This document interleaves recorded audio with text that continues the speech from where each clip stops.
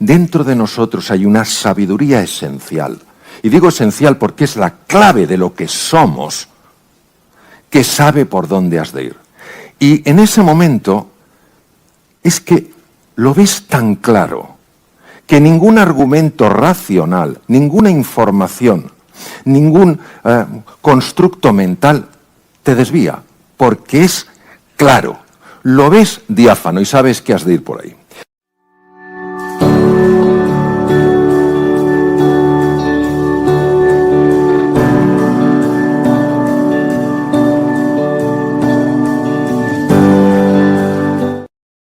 Dos, vivir más y mejor. He descubierto que toda la infelicidad del hombre deriva de una sola causa: su incapacidad para mantenerse en quietud en su habitación. Blaise Pascal. El mindfulness es la capacidad de estar plenamente presente, momento a momento, en lo que está ocurriendo aquí y ahora. En esta atención plena nos relacionamos con lo que nos está pasando, con la actitud curiosa de un científico, y no con la enjuiciadora de esto me gusta y lo quiero y de esto no me gusta y lo rechazo. Durante su práctica, uno no queda atrapado en las valoraciones e interpretaciones de la mente dualista con sus apegos y aversiones, sino que se lleva la atención una y otra vez a la experiencia directa de los sentidos. El mindfulness es, como ya he dicho, sumamente contraintuitivo. Y esa es una de las razones por las que una mente tan racional como la nuestra se resiste a una práctica que necesariamente ha de ser sostenida en el tiempo, para que realmente se aprecie su grandísimo valor y el enorme impacto que puede llegar a tener en cada aspecto de nuestra vida.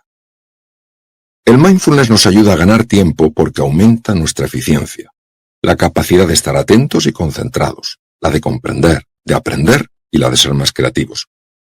Además, nos mantiene mucho más serenos y equilibrados frente a los obstáculos, los retos e incluso frente a eso a lo que llamamos adversidades. También mejora las relaciones interpersonales porque no solo desarrolla la capacidad de empatizar con los demás, sino la de querer y perdonar. En esta mirada interior, una de las cosas que más nos va a sorprender y posiblemente también a fascinar es la profunda interacción que existe entre los procesos mentales y los fisiológicos. Todos hemos leído u oído hablar de los efectos devastadores del distrés, la forma dañina del estrés, en la salud y en la productividad. También somos conscientes del elevado consumo de ansiolíticos y antidepresivos en muchos países del mundo. No hay que ser un genio, por tanto, para asociar de alguna manera el distrés con fenómenos como la ansiedad o con la depresión. La utilización específica del mindfulness para gestionar mejor situaciones de distrés, ansiedad o depresión que causan tanto sufrimiento innecesario es una de las razones por las que su práctica se está extendiendo a tal velocidad. De hecho, hay estudios que muestran que su efecto puede llegar a ser más potente que el tratamiento con alguno de los mejores ansiolíticos y antidepresivos que se utilizan hoy. Por eso, muchos psicólogos y psiquiatras han incorporado en las consultas su enseñanza. Para profundizar en estos aspectos tan beneficiosos, vamos a explorar cómo la práctica contemplativa influye en lo que me gusta denominar el sistema de mantenimiento y reparación de nuestro organismo. Es de muchos conocido que todo lo que hay en el mundo requiere de un determinado mantenimiento si se quiere reducir la velocidad a la que se deteriora.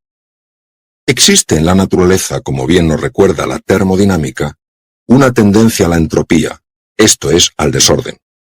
Mantener un determinado orden exige energía y dedicación, e incluso a veces, ¿por qué no reconocerlo?, un elevado nivel de compromiso. No solo los coches o las casas se van estropeando con el paso del tiempo, sino que también nuestra musculatura va perdiendo consistencia y fuerza a partir de cierta edad. Por eso, muchas personas que regularmente practican ejercicio físico, que es sin duda una forma de mantenimiento, consiguen reducir de forma significativa la velocidad a la que su masa muscular envejece.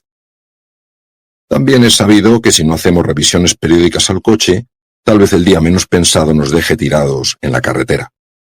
Un matrimonio, una pareja que no lleve a cabo funciones de mantenimiento, notará cómo los lazos afectivos se van debilitando y lo que inicialmente se vivía como un intenso amor, acaba convirtiéndose, casi sin darse cuenta, en una mezcla de cariño y rutina.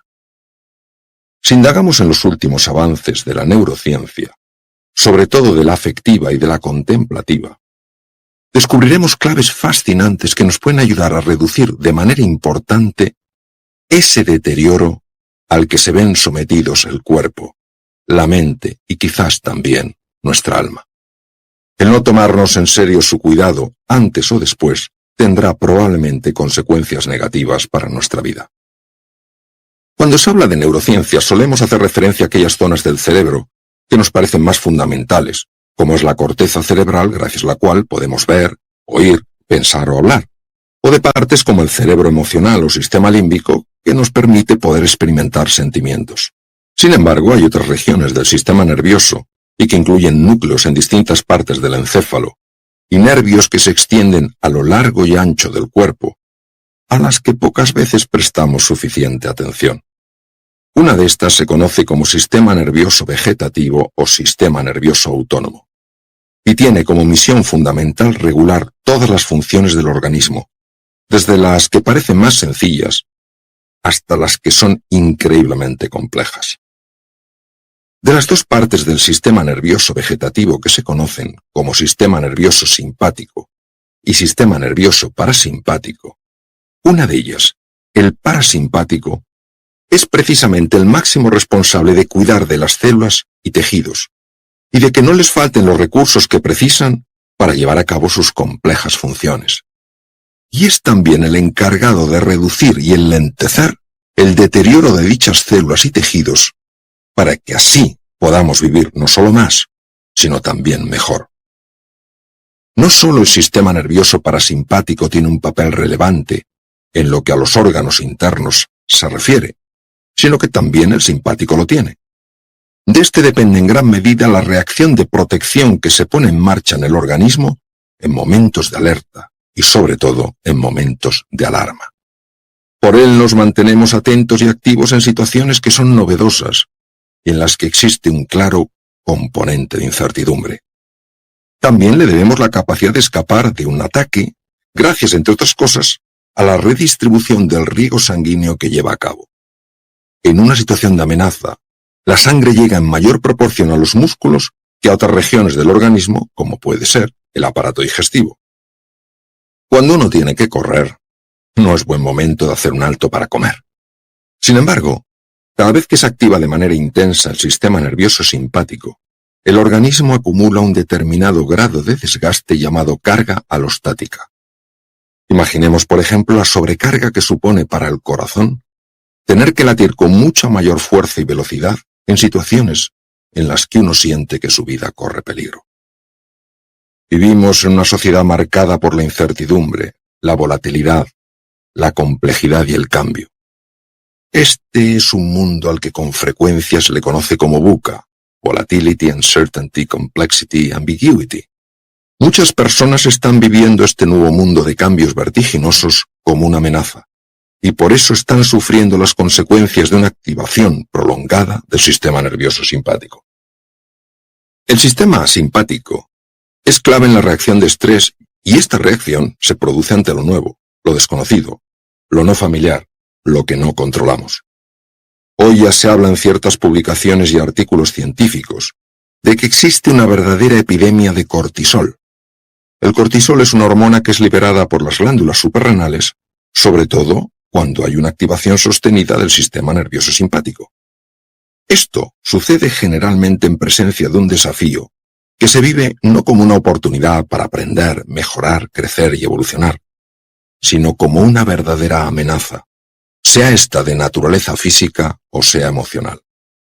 Por eso es importante aclarar que no solo merecen el calificativo de amenazas las situaciones que ponen en peligro la integridad física, sino también aquellas que pueden hacer peligrar nuestras posesiones, nuestro estatus o la pertenencia a un grupo determinado. Si la sensación de amenaza se mantiene durante un tiempo prolongado, las cifras de cortisol pueden llegar a ser un 50% mayores de lo que se considera normal. Además de la variación en los niveles de cortisol en sangre, también se altera el patrón normal de activación del cortisol un patrón que sigue el ritmo de la luz. Los aumentos del cortisol están asociados a cuadros psicológicos como la ansiedad y la depresión. Además, provocan un deterioro progresivo del organismo, observándose con frecuencia una reducción de la masa muscular y también de la ósea, que facilita, por ejemplo, que tengamos con más probabilidad una fractura tras una caída.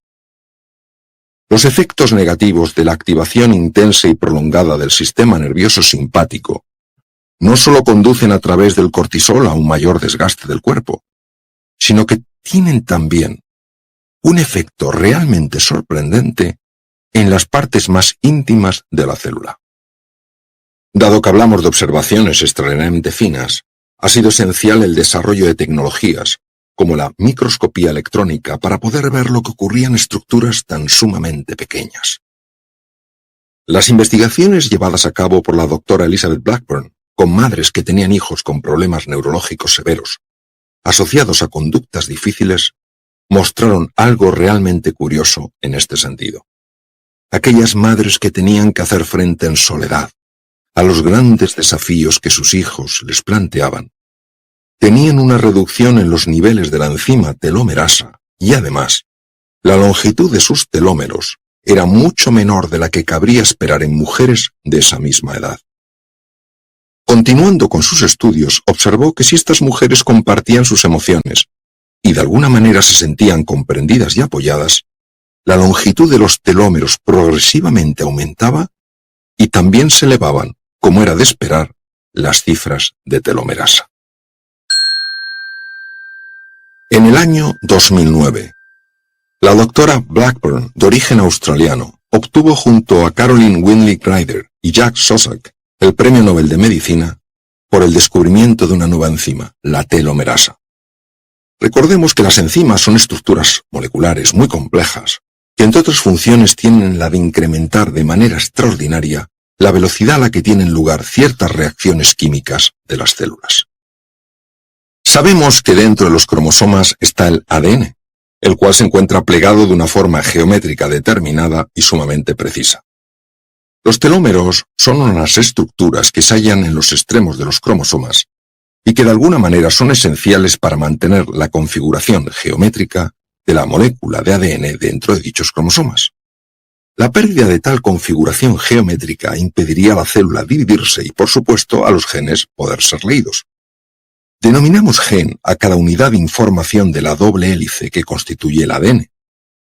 Cada gen, cuando es leído, da lugar a que se fabrique un determinado péptido, que no es más que una cadena de aminoácidos. Al unirse unas cadenas de péptidos con otras, forman unas estructuras moleculares muy complejas que son las proteínas.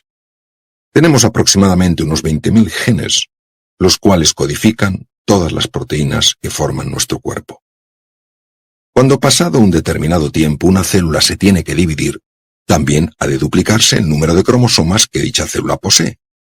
De esta manera, cada una de las dos células hijas resultantes de tal división contendrá en el interior de su núcleo el mismo número de cromosomas que tenía la célula de la que proceden, y que es de 46. En este proceso de duplicación cromosómica y división celular, los telómeros se acortan, pero si lo hacen más allá de una determinada longitud, cuando las nuevas células hijas tengan que dividirse para dar lugar a su vez a dos células hijas, no podrán hacerlo. Una vez llegado a su estado máximo de madurez, estas células que no pudieron dividirse, extendiendo así su tiempo de vida a través de sus células hijas, acabarán muriendo. Por eso la longitud del telómero se utiliza hoy como uno de los marcadores que permiten hacer una predicción sobre el tiempo que una persona puede llegar a vivir. Muchos científicos no entendían por qué cuando los telómeros alcanzaban un determinado acortamiento, volvían a alargarse. Nadie sabía qué era lo que reparaba el telómero para que volviera a tener la suficiente longitud como para que una célula siguiera dividiéndose y formando hija denomina mitosis. Fueron precisamente los doctores Blackburn, Ryder y Szostak los que descubrieron que era una enzima la que llevaba a cabo el mantenimiento de los telómeros. A esta enzima le pusieron el nombre de telomerasa. Curiosamente, en los tumores malignos, sus niveles son muy elevados, y por eso la célula puede reproducirse una y otra vez y parece que nunca envejece. En la actualidad, Elizabeth Blackburn está buscando maneras de que estas células malignas dejen de producir cantidades tan altas de telomerasa. Como ya he dicho, la doctora Blackburn comprobó en el estudio con aquellas madres que tenían niños con patologías cerebrales que cuando ellas debían hacerse cargo de sus hijos casi de forma solitaria, el nivel de tensión en el que estas mujeres vivían se traducía, entre otras cosas, en un acortamiento de sus telómeros y en una reducción de las cifras de telomerasa. Lo interesante es que cuando Blackburn organizó un encuentro entre ellas para que no solo se conocieran, sino para que también compartieran sus emociones y se sintieran apoyadas, la longitud de los telómeros aumentó y también se elevaron las cifras de telomerasa.